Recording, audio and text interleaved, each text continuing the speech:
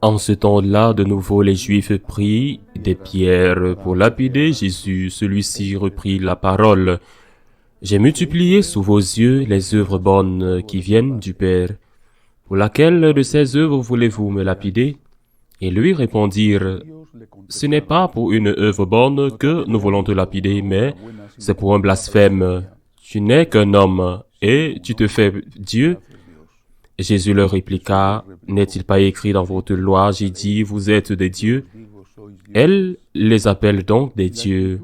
Ceux à qui la parole de Dieu s'adressait et l'écriture ne peut pas être abolie. Or, celui que le Père a consacré et envoyé dans le monde, vous lui dites, tu blasphèmes, parce que j'ai dit, je suis le Fils de Dieu. Si je ne fais pas les œuvres de mon Père, continuez à ne pas me croire. Mais si je les fais, même si vous ne me croyez pas, croyez les œuvres.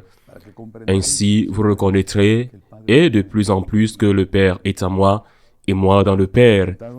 Eux cherchaient de nouveau à l'arrêter, mais il échappait à leurs mains. Il repartit de l'autre côté du Jourdain, à l'endroit où au début Jean baptisait, et il y demeura. Beaucoup vinrent à lui en déclarant, « Jean n'a pas accompli de signe, mais tout ce que Jean a dit de celui-ci était vrai. » Et là, beaucoup crurent en lui. Acclamons la parole de Dieu.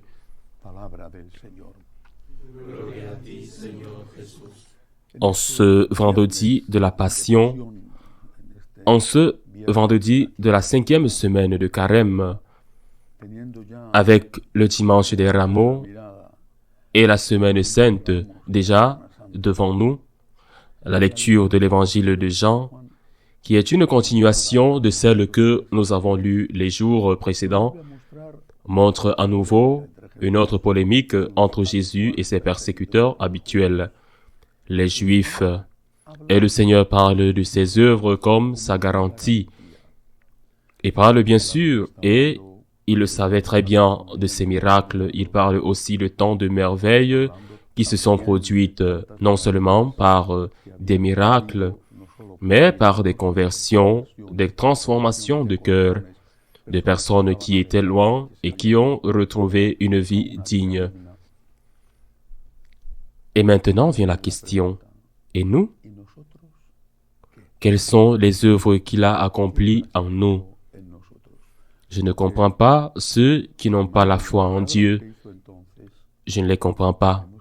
Je ne dis pas que je ne les respecte pas. Je dis que je ne les comprends pas. C'est tellement évident, tellement scientifique, tellement rationnel, tellement logique, que le monde ne peut pas exister par hasard, qu'il doit y avoir quelqu'un qui a fait ceci et qui a rendu possible cela à partir de rien. Je ne comprends pas l'irrationalité, la position illogique, la position anti-scientifique de ceux qui ne croient pas en Dieu, et je suis convaincu qu'il s'agit d'un préjugé, c'est-à-dire à partir d'un jugement antérieur ou d'un jugement conditionné par un intérêt, aussi parce que c'est une mode, par la pression sociale, par un intérêt. Ils ne croient pas parce que cela ne leur convient pas de croire. Parce que croire, c'est reconnaître qu'il y a quelqu'un en dehors de vous, qui a du pouvoir sur vous et qui peut vous dire avec autorité ce qui est bon et ce qui est mauvais. Mais je ne comprends pas. Je le répète, je vous respecte, mais je ne comprends pas. Je ne comprends pas ceux qui pourraient me dire que 2 et 2 font 45. Il y a peut-être quelqu'un qui pense que 2 et 2 font 45, je le respecte, mais je ne le comprends pas parce que 2 et 2 font seulement 4. Même si j'ai beaucoup plus de mal à comprendre, bien que je le respecte aussi, ceux qui disent avoir la foi, mais qui n'aiment pas Dieu de tout leur cœur. Si nous avons la foi, Si Dieu existe et que nous croyons en son existence, que pouvons-nous faire d'autre que de plier le genou devant lui, physiquement et spirituellement? Plier le genou du corps et plier le genou de l'âme. Dieu le Tout-Puissant s'est fait homme, insignifiant, s'est fait l'un de nous qui ne sommes rien, ou plutôt presque rien. Dieu s'est fait l'un de nous, il a pris la nature humaine, il a traversé ce que nous traversons tous, le froid, la chaleur, les souffrances, les joies, les tentations.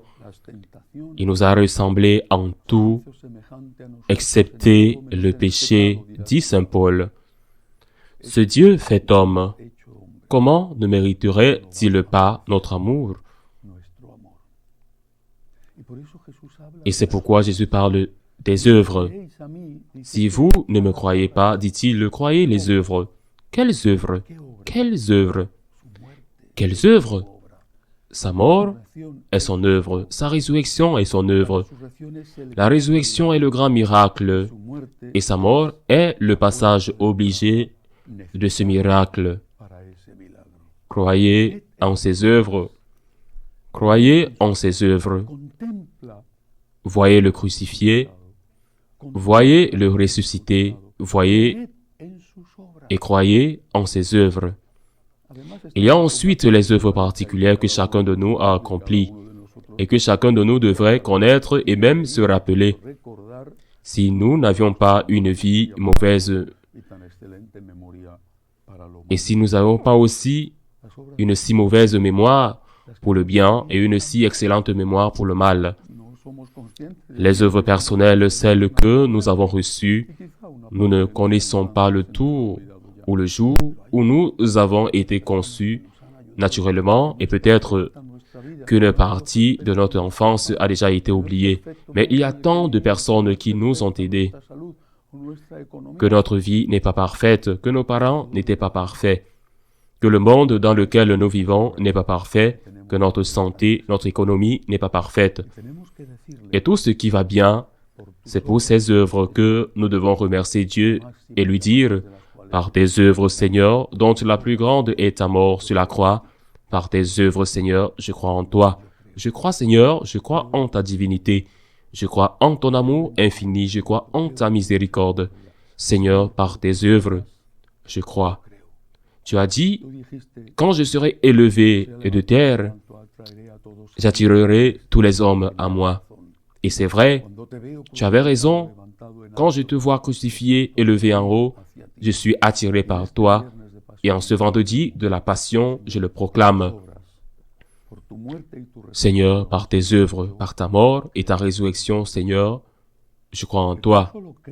Mais non seulement je crois, mais aussi, Seigneur, j'ai confiance. J'ai confiance en celui qui a donné sa vie pour moi. Et j'ai confiance non seulement quand tout me sourit, mais aussi quand certaines choses tournent mal. Quand le temps passe et que les problèmes ne sont pas résolus, Seigneur, je crois et j'ai confiance. Et c'est pourquoi je finis par te dire, à toi le crucifié, à toi le Dieu fait homme, mort sur une croix, au milieu d'une horrible torture, je finis par te dire à genoux avec mon corps et avec mon âme, je crois, j'ai confiance et j'aime. Parce que je crois, j'ai confiance et j'aime. Et parce que j'aime, je te dis, Seigneur, que j'ai confiance. Seigneur, j'ai confiance en toi. Je t'aime. En tant que pécheur, mais je t'aime. Parce que Saint Augustin a dit que vouloir aimer, c'est déjà aimer. En ce vendredi de la Passion, entrant presque dans la Semaine Sainte, Seigneur, j'ai confiance en toi et je t'aime. Ainsi soit-il.